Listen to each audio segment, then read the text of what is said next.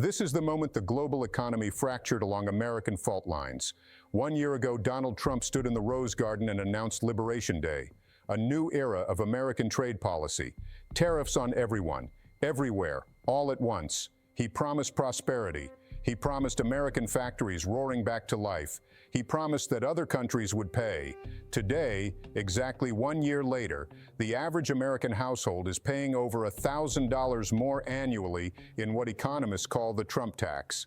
And this morning, he raised tariffs on South Korea because their legislature did not ratify his deal fast enough. You thought the trade war was stabilizing? You thought the deals were being made? You were wrong. In this special report, we are going to break down the largest restructuring of American trade policy in a century. We are going to show you how tariffs that were supposed to hurt foreign countries are crushing American consumers. We are going to expose the lies behind the numbers. And we are going to explain why your grocery bill, your car payment, and your retirement account are all casualties of a war America is waging against itself. January 20th, 2025, Inauguration Day. The America First Trade Policy Memorandum was signed before the champagne was opened. It directed cabinet secretaries to investigate trade practices and recommend tariffs. The investigations were a formality. The tariffs were already decided. February 1st, 25% on Canada and Mexico, 10% on China. The justification was fentanyl and illegal immigration. The mechanism was the International Emergency Economic Powers Act, a Cold War law designed for sanctions against hostile nations. America used emergency war powers against its neighbors and largest trading partners. February 10th, steel and aluminum tariffs raised to a flat 25% globally. March 4th, tariffs on China doubled to 20%. March 26th, 25% on imported cars and light trucks. April the 2nd, Liberation Day, a baseline 10% tariff on virtually all imports. Higher rates for specific countries. China hit with 145%. The global trading system, built over 80 years through careful negotiation and reciprocal agreement, was dismantled in 80 days. Let me explain what a tariff actually is, because the administration has systematically lied about this basic fact. A tariff is a tax paid by American importers when goods enter the country, not by foreign governments, not by foreign companies, by American businesses, who then pass the cost to American consumers. When the president says other countries are paying billions to the Treasury, he is describing American businesses writing checks to the American government for permission to buy foreign products. Those businesses raise prices. You pay. This is not complicated. This is not disputed by any economist. This is how tariffs have worked for centuries. The Tax Foundation, a nonpartisan research organization, calculated the impact. The Trump tariffs amount to a tax increase of roughly $1,000 per American household in 2025. In 2026, it rises to $1,300. This is the largest tax increase as a percentage of GDP since 1993. And unlike the 1993 increase, which funded deficit reduction and infrastructure, this one funds nothing. It is pure extraction from consumers to create leverage that has produced almost nothing. The effective tariff rate tells the real story. In January 2025, the weighted average tariff on all imports was 2.5%. By April, it had risen to 27%, the highest level in over a century, higher than the Smoot-Hawley tariffs that helped trigger the Great Depression. After negotiations and exemptions, the rate has settled around 17% as of November, still 7 times higher than when Trump took office, still the highest since 1935. Let me be precise about what that means for your daily life. Your car costs more. The 25% tariff on imported vehicles added an average of $8,000 to the price of foreign cars. But it also raised prices on American cars because domestic manufacturers face less competition and can charge more. Your electronics cost more. Phones, computers, televisions all contain components from China. The tariffs on those components ripple through the supply chain. Your groceries cost more.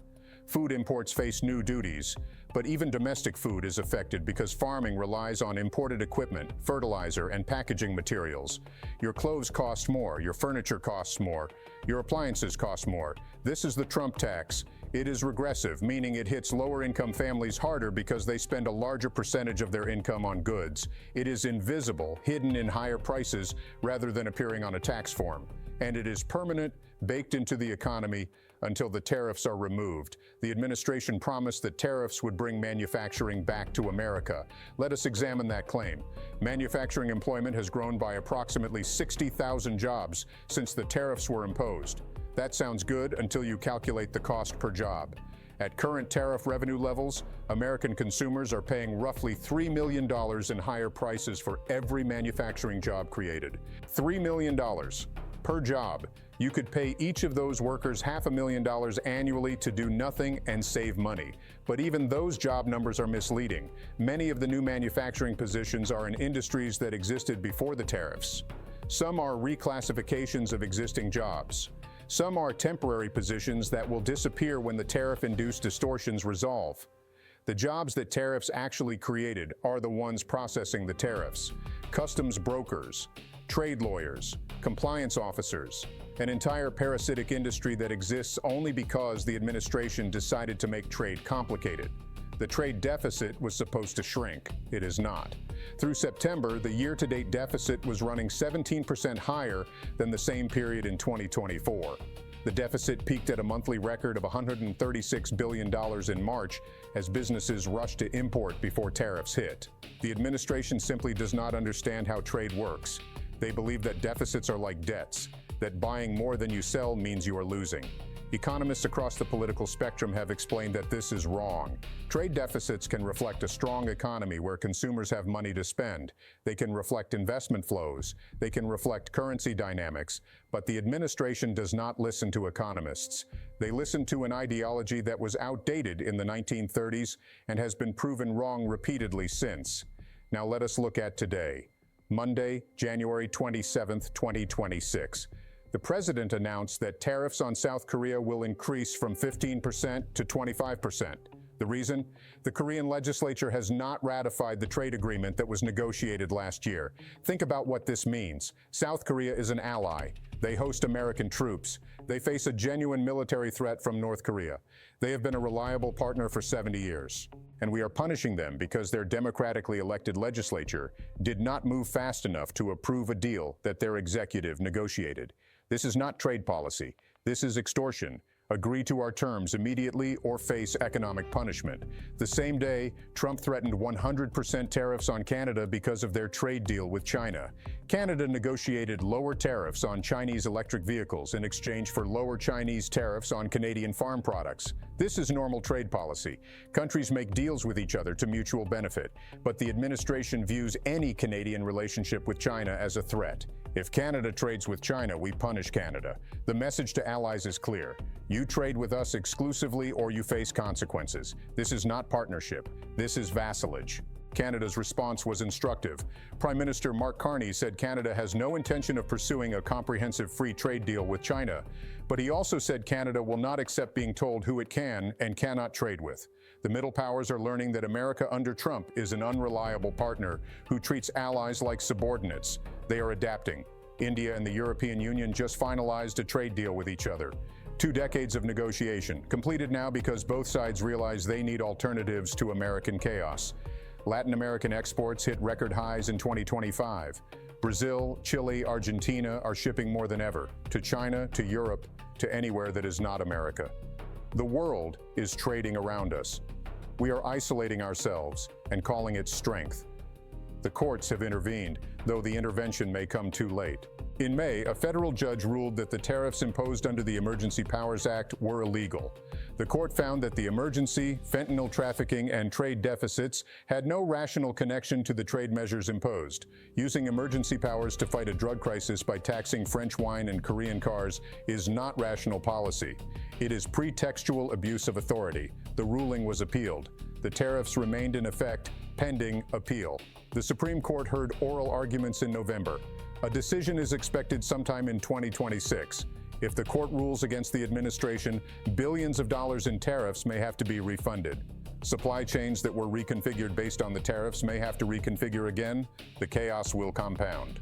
If the court rules for the administration, the precedent is terrifying. Any president can declare any economic condition an emergency and impose any trade restriction they want. The entire framework of negotiated trade agreements becomes meaningless. There is no good outcome here, only degrees of damage. The administration claims victory constantly. They point to trade deals signed, tariffs negotiated, agreements reached. Let me show you what those deals actually contain. Most of the framework agreements signed in 2025 simply affirm a tariff rate that we are already imposing. They do not reduce tariffs. They do not improve access. They just formalize the punishment we already inflicted and call it a deal. The UK deal set tariffs at 10% on most goods. That is not free trade. That is a 10% tax on our closest ally. The EU deal set tariffs at 15%, higher than NATO members faced before Liberation Day. The China deal reduced some tariffs temporarily in exchange for agricultural purchases, but the tariffs remain far higher than they were in 2024, and the purchases are one-time transactions, not structural changes. These are not victories. They are face-saving exercises that let the administration claim success while consumers keep paying. 1 year of tariffs, 1 year of higher prices, 1 year of strained alliances, 1 year of legal uncertainty, 1 year of supply chain chaos, and this morning, more tariffs on South Korea and threats of 100% tariffs on Canada. There is no strategy here. There is no endgame. There is only escalation, followed by partial retreat, followed by escalation somewhere else. The Trump trade war is not a war we are winning. It is a war we are waging against ourselves. Every tariff is a tax on Americans. Every threat to allies is a push toward alternatives. Every chaotic reversal is a signal that America cannot be trusted. The bill is coming due. It arrives in higher prices at the store, in factory closures when supply chains break, in lost opportunities when trading partners look elsewhere, in diminished influence when the world realizes we are no longer a reliable partner. Liberation Day was supposed to liberate American workers from unfair competition. 1 year later, the only thing liberated is the administration from any connection to economic reality. Watch South Korea, watch Canada, watch the Supreme Court. The fractures are spreading, and the center cannot hold.